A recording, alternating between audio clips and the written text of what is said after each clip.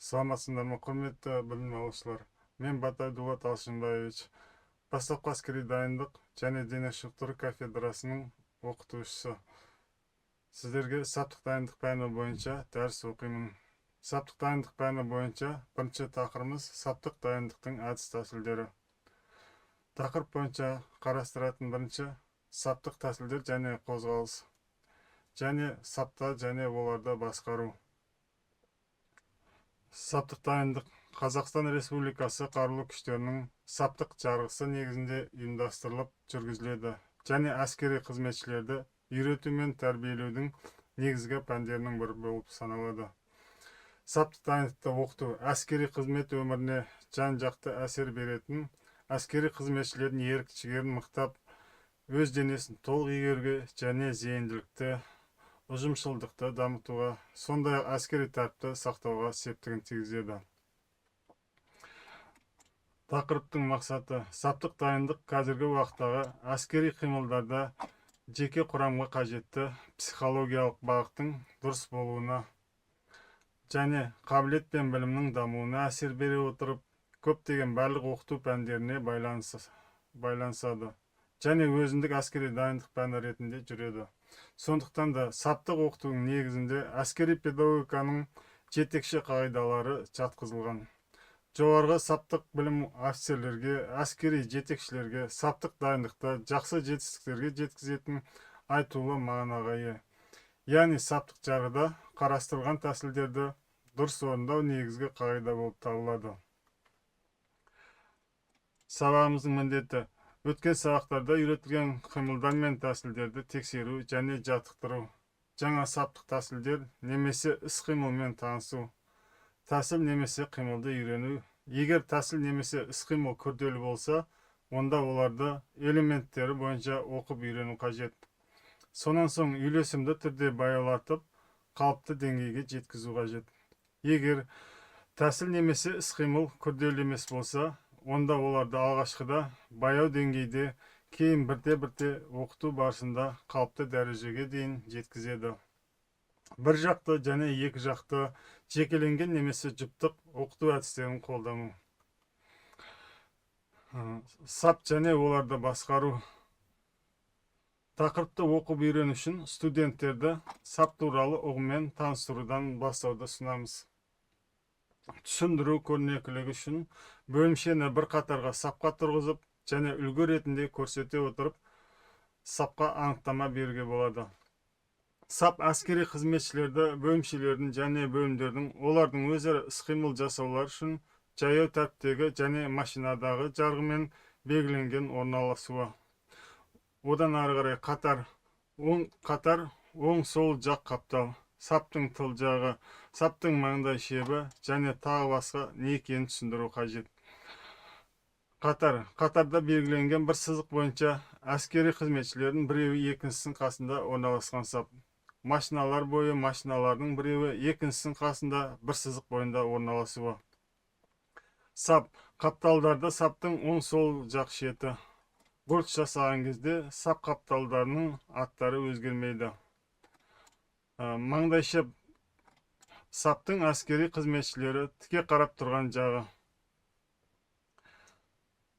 Бөлімшелердің және бөлімдердің арасындағы аралық. Саптың тыл жағы. Маңдайшеп жағына қарама-қарсы жақ. Аралық. Маңдайшеп бойынша әскери қызметшілердің, машиналардың, бөлімшелердің және бөлімдердің арасындағы аралығы. Арақашықтық. Түкпір жаққа қарай әскери қызметшілердің, машиналардың, бөлімшелердің және бөлімдердің арасындағы аралық. Саптың ені. Сап шеттерінің арасындағы аралық. Саптың ұзындығы саптың бірінші шетінен алдыңғы тұрған әскери қызметшіден саптың соңғы шетіне соңғы тұрған әскери қызметшіге дейінгі аралық. Машиналар қозғалысында машиналардың бірінші сызығынан алдыңғы тұрған машинадан машиналардың соңғы сызығына соңғы тұрған машинаға дейінгі аралық. Екі қатарлы сап. Бір қатардағы әскери қызметшілер басқа қатардағы әскери қызметшілердің ту сыртына қарай бір қадам арақашықта орналасқан сап.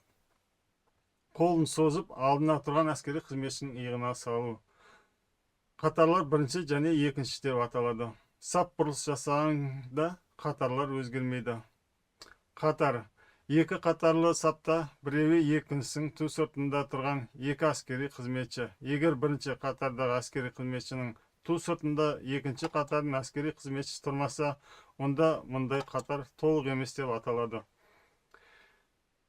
Екі қатарлы сап кері бұрылған кезде толық қатардағы әскери қызметші алдыңғы қатарға ауысады. Бір қатарлы және екі қатарлы саптар жиналма немесе жайылма болуы мүмкін. Жиналма саптағы әскери қызметшілер қатарға маңдайшеп бойынша бір-бірінен шынтақтарының арасында алақанның еніне тең аралықта орналасқан. Жайылма саптағы әскери қызметшілер қатарда маңдайшеп бойынша бір-біріне шынтақтарының арасында алақанның еніне тең аралықта орналасқан. Жайылма саптағы әскери қызметшілер қатарда маңдайшеп бойынша бір-бірінен бір қадамға немесе командир белгіленген аралықта орналасқан.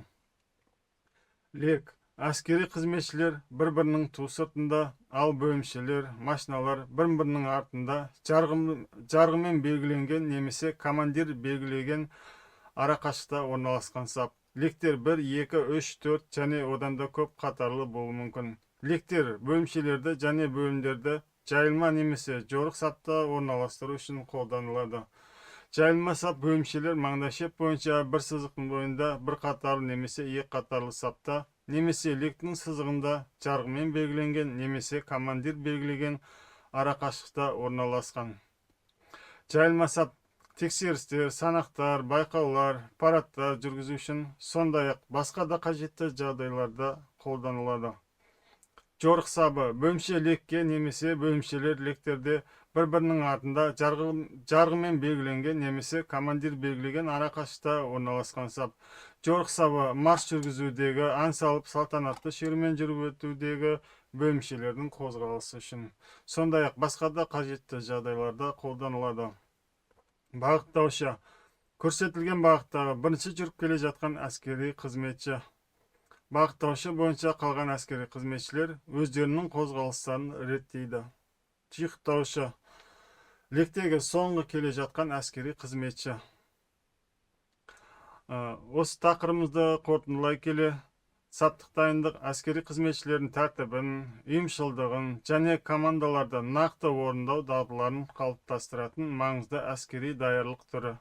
Ол әскери қызметшілерге сапта дұрыс орналасуды, саптық қимылдар мен қозғалыстарды дұрыс орындауды және бөлімшелердің бірлескен әрекетін үйлестіруді үйретеді. Осы тақырып бойынша пайдаланылған әдебиеттеріміз: саптық дайындық оқу құралы, елемес бастапқы әскери және технологиялық дайындық оқу құралы.